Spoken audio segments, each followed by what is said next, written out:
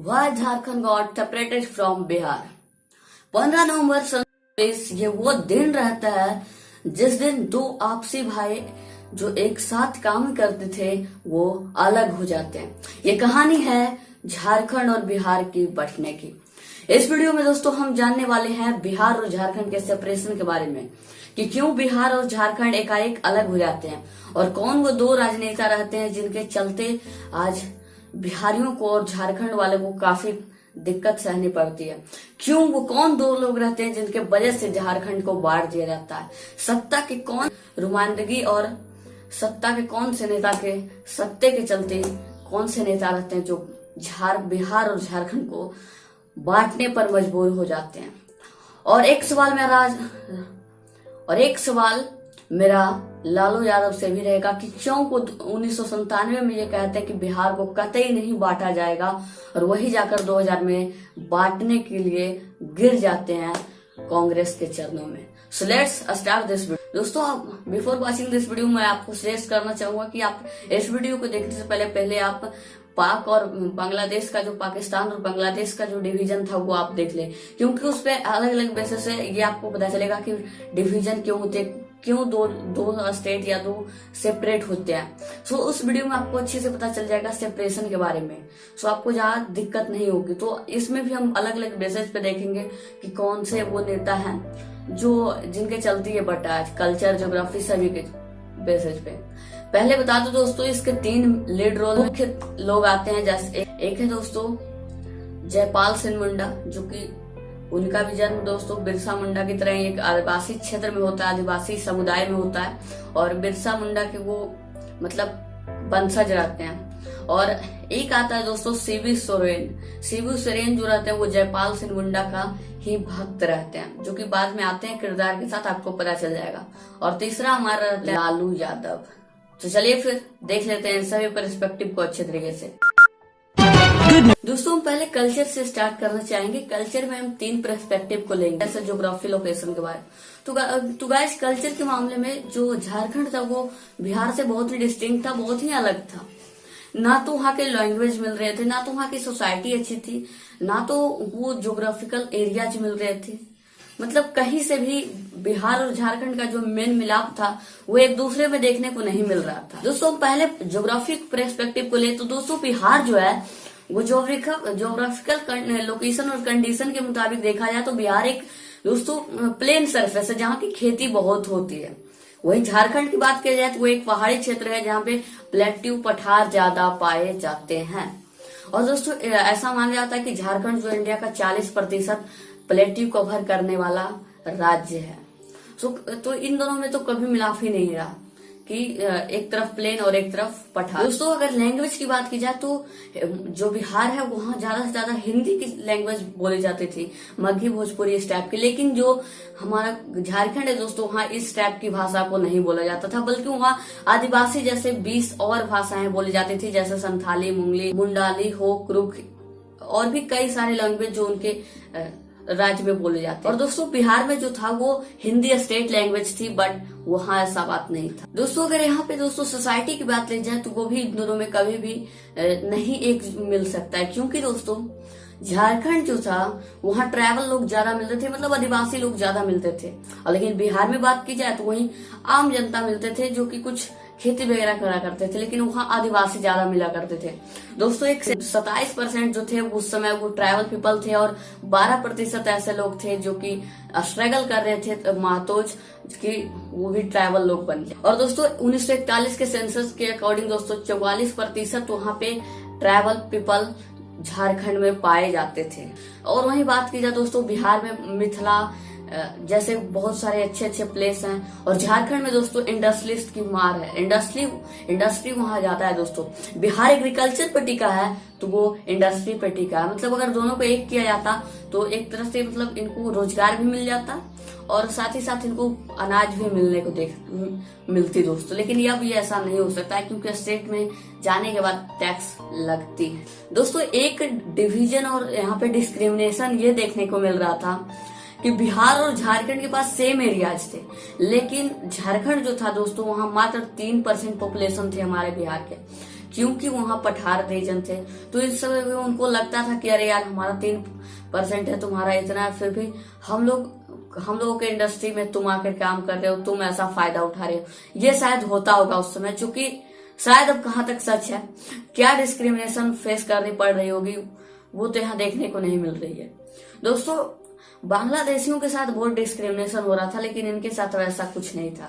इनके अंदर एक अलग सी मतलब क्या कि ईगो आ गई शायद, कि हमारे रीजन ऐसे हैं, आपके रीजन ऐसे हैं, तो आप हमसे क्यों फायदा लेंगे, शायद ये। अब दोस्तों मेन मुद्दे पे आते हैं, why Jharkhand got separated from Bihar. इसकी कहानी काफी लंबी है और ये सोसाइटी बेस्ड एक स्टोरी से दोस्तों पॉलिटिकल बेस्ड स्टोरी बन जाती है। चलिए किस तरह ये जानते हैं। दोस्तों ये जो सेपरेशन का डिमांड है दोस्तों बिहार और झारखंड का पहली बार 1914 में उठा था और इसके मेन हीरो थे दोस्तों जयपाल सिंह मुंडा। लेकिन दोस्तों उस समय इनको दबा दिया गया और ये चाहते थे, ये पहले ऐसे इंसान थे जो चाहते थे कि एक आदिवासी क्षेत्र का एक अलग ही स्टेट बने जिसका नाम झारखंड हो। लेकिन दोस्तों इस बात को दबा दिया गया। अगेन दोस्तों इसको 1929 में फिर से कि साइमन कमीशन के पास इस बात को लाया गया कि झारखंड को एक अलग स्टेट बनाया जाए। लेकिन दोस्तों 1929 में भी साइमन कमीशन के द्वारा इसको दबा दिया गया था। और दोस्तों 1939 में आदिवासी महासभा का गठन किया गया और उसके बाद जब इंडिपेंडेंस हुई दोस्तों हमारा कंट्री आजाद हो गया, तो नेहरू जी के सामने एक प्रपोजल आया कि बिहार और झारखंड को अलग करने के लिए। तब नेहरू जी ने एक बहुत ही अच्छी बात कहकर इस बात को ठुकरा दिया था कि भूमि के टुकड़ों को कभी बांटा नहीं जा सकता और ये तो भाई भाई हैं। सो उन्होंने ये बात कहकर रिजेक्ट कर दी प्रपोजल को। फिर लेकिन ये थोड़ी शांत तो पड़ती है, लेकिन फिर से इसमें अंगारे भरने लगते। अब दोस्तों जो आदिवासी महासभा था वो कुछ लोग चला रहे थे, जैसे हम और आपके लोग, आम आदमी के लोग। लेकिन दोस्तों कुछ ही दिन बाद इसके आदिवासी महासभा को झारखंड पार्टी में तब्दील कर दिया गया और तब से दोस्तों ये एक सोसाइटी का मुद्दा ना रहकर, सोशल मुद्दा ना रहकर दोस्तों लोगों के हित में जो काम था उसको पॉलिटिकल मुद्दा बना दिया गया और दो पॉलिटिकल पार्टी इस पे अब लड़ने लगे और दो पॉलिटिकल पार्टी के बीच ये डिबेट चलने लगा और उनके विवाद चलने लगा कि बांटा जाए या नहीं। दोस्तों उसके बाद इन दोनों को इलेक्शन की मांग होती है और इलेक्शन होने के बाद दोस्तों झारखंड पार्टी इलेक्शन जीत जाती है। उसके बाद 1963 सीएम बनते हैं बिहार के दोस्तों केबी सहाय और उस समय 324 सीटों पे शायद इलेक्शन होती थी क्योंकि बिहार और झारखंड एक थे। और केबी सहाय को बनने के बाद और साउथ बिहार जो कि पहले बिहार का हिस्सा था, वहां झारखंड पार्टी जीत जाती है और लगातार ये मांगे उठाती है कि मुझे एक अलग स्टेट चाहिए। अगेन दोस्तों जयपाल सिंह मुंडा क्या करते हैं कि वो फिर से इस जो क्रांति है इस मूवमेंट को स्टार्ट करते हैं कि मुझे एक अलग स्टेट चाहिए। लेकिन दोस्तों यहाँ पे केबी सहाय का एक बहुत अच्छा समझदारी था कि वो जीत तो गए थे, लेकिन जब ऐसी बातें उठी तो उनको लगा हमारे पार्टी से ही बोल रहा है, तो उन्होंने क्या जयपाल सिंह मुंडा को अपने पार्टी से ही हटा दिया ताकि इस बात को ना उठे। और उस समय दोस्तों लगभग 70% जो मूवमेंट है वो तो खत्म हो गए थे, लेकिन फिर भी अब मूवमेंट स्टार्ट होने वाली थी जो कि काफी तेज धार वाली थी। मतलब कहते हैं ना छुपा रुस्तम से अटैक, वो करवाया गया। और दोस्तों इसके बाद दोस्तों शिबू सोरेन कौन थे आपको बता दिया, जयपाल सिंह मुंडा का एक बहुत बड़ा भक्त जो उनके लिए कुछ भी कर सकता था। उसने दोस्तों मुक्ति मोर्चा को बनाया, मतलब स्टैब्लिश किया 1972 में विनोद महतो, शिबू सोरेन और पीसी रॉय के साथ मिलकर। और इन सभी को साथ मिलकर दोस्तों उसने एक मूवमेंट स्टार्ट किया, झारखंड सेपरेटिंग मूवमेंट। मतलब झारखंड को अलग करो बिहार से, हमें नहीं चाहिए एक स्टेट, हमें 2 स्टेट चाहिए। ये बात चलाई गई है मूवमेंट दोस्तों 1997 में, क्योंकि शिबू सोरेन उनके ही ग्रुप के लोग रहते हैं। तब लालू यादव ये प्रपोजल लेकर आते हैं कि हम झारखंड को बिहार से अलग कर देंगे। 1998 में फिर दोस्तों लालू यादव कहते हैं कि नहीं, बिहार को झारखंड से नहीं, कतई मत बांटा जाएगा, मेरे जीते जी नहीं बांटा जाएगा। और लालू यादव के राज में ही बांटा गया और वो साथ साथ जिंदा भी है। अब उनको कब मरते हैं ये देखना बाकी है। फिर दोस्तों इलेक्शन होता है 1999 में। उस समय क्योंकि दोस्तों लालू यादव का समय रहता है, उनका जीत होती है, राबड़ी देवी सीएम होते हैं, तो वो कुछ ज्यादा ही उछल कूद अपना पैर जमाते हैं। 1999 में वो रूल में रहते हैं। लेकिन दोस्तों जब लालू 1999 में सीएम रहते हैं उनके घर से, तब दोस्तों 2000 में इलेक्शन होना रहता है। इलेक्शन हुआ दोस्तों, रिजल्ट उल्टा आया। कोई भी ऐसा पॉलिटिकल पार्टी नहीं था जो सफिशिएंट था किसी भी जगह से अपने सीएम को बनाने के लिए। किसी के पास पूर्ण बहुमत नहीं थी। अब लालू रूलिंग में थे तो इनको लगा अब सत्ता पे कायम किया जा सके, कैसे हम सत्ता पे बैठे, कोई तो सफिशिएंट सीट ही नहीं है। तो इसमें क्या होता है दोस्तों, अगर आपके पास सफिशिएंट सीट नहीं है तो आप किसी से गठन कर सकते हैं, मतलब कि आप उसके साथ गठबंधन करेंगे, उसकी भी सरकार आपकी भी सरकार, दोनों की प्रपोजल से चलेगी सरकार। तब इन्होंने क्या किया, कांग्रेस के द्वार खटखटाने लगे और कांग्रेस से जाकर मदद मांगी कि हमारे पास पूर्ण बहुमत नहीं है, जो आप हमें देंगे क्या। कांग्रेस उस मुख्य शर्तें रख देती है दोस्तों। वो शर्तें रहती है बिहार को झारखंड से अलग करने की। और दोस्तों इस एक्सीडेंट के बाद बिहार और झारखंड तो अपने भाई अलग हो जाते हैं।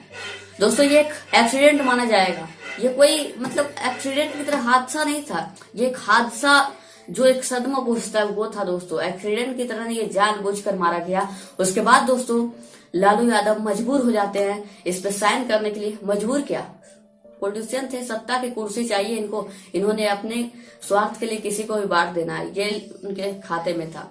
और तभी दोस्तों ये साइन कर देते हैं और 15 नवंबर सन 2000 बिहार और झारखंड एक दूसरे से अलग हो जाते हैं। और ये देखने वाली बात है कि किस तरह एक सियासत की नुमाइंदगी करते हुए लालू यादव दो भाइयों को बांट देते हैं। जो नेता कहता था कि हम नहीं बांटेंगे अपने जीते जी, वो बांट दिया इस देश को, इस शहर को, लेकिन आम आदमी कुछ नहीं कर सका। अगर शायद दोस्तों झारखंड आज हमारे पास होता तो शायद हमारे लिए हमारे को इतना माइग्रेशन नहीं करना पड़ता, और शायद झारखंड में इतनी भी कॉस्ट नहीं बढ़ पाती दाल चावल के। हम दोनों साथ रहते तो एक तरफ जॉब भी रहती दोस्तों और दूसरा तरफ एग्रीकल्चर प्रधान देश स्टेट भी था। सुबेल गाइस, जब आप क्या समझते हैं और आप क्या कहना चाहेंगे लालू यादव को, ये आप हमें कमेंट में बताइए। सो अगर आपका कोई भी टॉपिक है तो मुझे नीचे सजेस्ट कर सकते हैं। सो फिर रखते हैं इस वीडियो को यहीं पे और मिलते हैं एक नए और अच्छे टॉपिक के साथ, नए वीडियो के साथ। तब तक के लिए जय हिंद और वंदे मातरम।